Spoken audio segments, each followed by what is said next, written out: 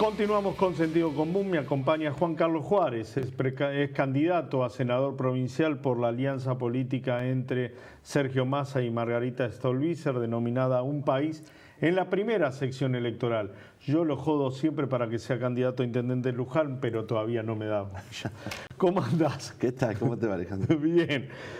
Juan Carlos, estamos de nuevo en esos procesos que habitualmente se toma la sociedad argentina, donde no le da, casi no toma en cuenta lo que dice el otro y cree en algo de lo que está viendo. Sí, yo creo que ha quedado definido un escenario de 3 tercios. Hay 2 tercios muy consolidados, que es el oficialismo y el kirchnerismo de Cristina Kirchner, donde creo que el oficialismo va camino a un posicionamiento claro que le va a permitir de alguna manera revalidar los 2 primeros años de gestión. Y hay otro tercio en el que estamos nosotros, que nosotros tenemos la mayor parte de ese tercio, pero que está más disperso. Ya 10% te lo roba Randazzo y la Frente de claro, Izquierda. nosotros creo que vamos a un camino a consolidar lo de las PASO, y quedan un porcentaje que un 5, un 6% de los que se quedaron sin candidato, queda a la izquierda y queda Randazzo. Nosotros seguimos insistiendo en esta necesidad de una propuesta, de una oposición clara, porque el gobierno no va a tener mayoría, saque un punto más, saque un punto menos, no va a tener mayoría en el Congreso de la Nación, no va a tener mayoría propia en la legislatura de la provincia de Buenos Aires, por lo tanto va a necesitar consensuar. Ahora, ¿con quién va a consensuar? El kirchnerismo no va a consensuar. El kirchnerismo va a profundizar su rivalidad y su negativa y su oposicionismo al gobierno de Macri y de María Eugenia Vidal. Eso lo va a poner en una situación de tensión al gobierno, donde no va a poder desarrollar algunas políticas. Nosotros decimos, tiene que haber una oposición que construya, que tenga propuesta, que ponga límites, pero que ponga cordura, que es lo que está faltando.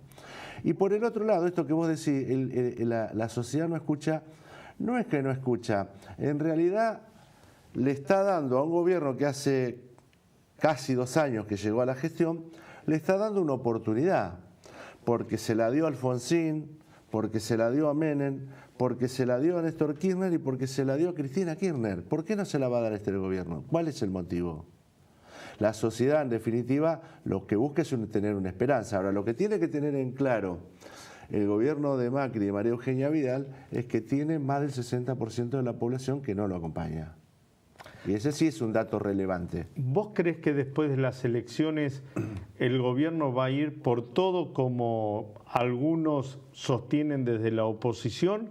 ¿O presumís que, más allá de que no va a llamar a un pacto de la Moncloa, a la española, donde todos estén metidos para diseñar un futuro, va a ir a algún tipo de acuerdos puntuales sectoriales?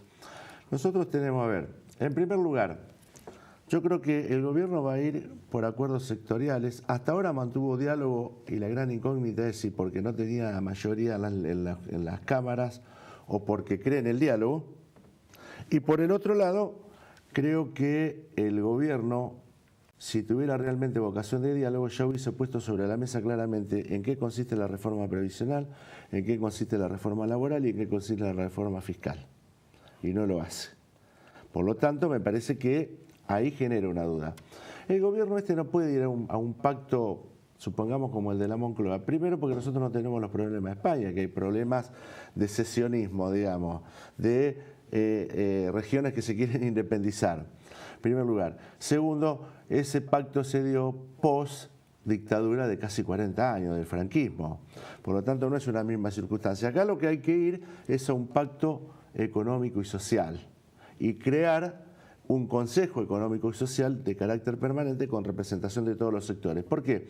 Porque tenemos un 30% de pobreza, porque tenemos un 10% mínimo de desocupación real y tenemos un 35% de los trabajadores no registrados en la Argentina. Porque hay un sistema previsional que tiene dificultades para poder pagarle el 82% móvil del salario mínimo vital y móvil a 3,5 millones de jubilados. Entonces se necesita un pacto social y económico, y esto lo tiene que entender, porque además hoy le va bien a las grandes empresas, pero no le va bien a las pymes, que generan el 75% de los puestos de trabajo en la Argentina. Entonces es necesario pensar en un pacto económico y social. Y eso es lo que impulsa a Margarita, lo que impulsa a Sergio. Tiene que ir a un pacto por la transparencia del gobierno. Hablaste de Margarita y hablaste de Sergio, y a mí no me cabe la menor duda que Margarita y Sergio plantean esto que vos estás manifestando de una corriente, si se quiere, de centro, incluyendo vastos sectores de lo que hoy se referencia en el peronismo, pero también vastos sociales que pueden llegar hasta quedar desencantados del acuerdo político que conforma Cambiemos. Para dar un ejemplo concreto. Ahora, yo también debo decir que dentro de ambas fuerzas, fundamentalmente la mayoritaria, que es la del Frente Renovador, hay vastos sectores que sostienen que el acuerdo con una persona tan emblemáticamente representativa de algunos valores ponen en riesgo un acuerdo electoral mucho más amplio con otros que se van a ir del peronismo cristinista, por ejemplo. Bueno, a ver, después del 23 de octubre, yo creo que comienza un proceso donde va a haber reacomodamientos. Y en toda construcción amplia hay quienes están más convencidos, quienes están menos convencidos y quienes no están convencidos. Ahora, la realidad es que para mí, después del 23, van a quedar dos figuras ratificadas en la Argentina, que va a ser el presidente Macri por el oficialismo y Sergio Massa por la oposición. Y te voy a decir, independientemente de si saca más o menos puntos el gobierno o más o menos puntos Sergio Massa. Porque primero porque el oficialismo, digamos, el emblema es Macri, y porque Sergio Massa es un dirigente joven que está demostrando temple. Primero porque frente a la adversidad no se desmadró, no salió a decir cualquier cosa.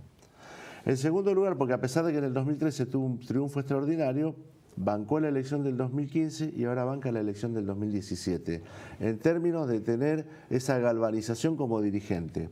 Y eso va a implicar que mucha gente que hoy tal vez no piense en él como una alternativa para votarlo frente a este enfrentamiento de que no vuelva al pasado y uno vota a un candidato pero en realidad vota en contra de otro, eso en el futuro va a estar en favor de una figura como Sergio Massa. Y Margarita Stolbizer va a demostrar que la política no siempre significa un cargo, que la política significa valores, que la política significa posicionamientos, porque sabido es que Margarita podría haber sido primer candidata a diputada nacional y era nuevamente diputada nacional, no lo quiso, porque el oficialismo también la tentaba, pero ella no quiso porque hay cuestiones que tienen que ver con su filosofía política, que ella no las encuentra dentro del oficialismo, y ella mantuvo este camino. Y eso va a ser reconocido, pero mucho más va a ser reconocido lo de Margarita Stolbizer si no está en el Congreso de la Nación. Mucha gente va a ignorar que Margarita está en el Congreso de la Nación. ¿Y si está en la Defensoría del Pueblo de la Nación?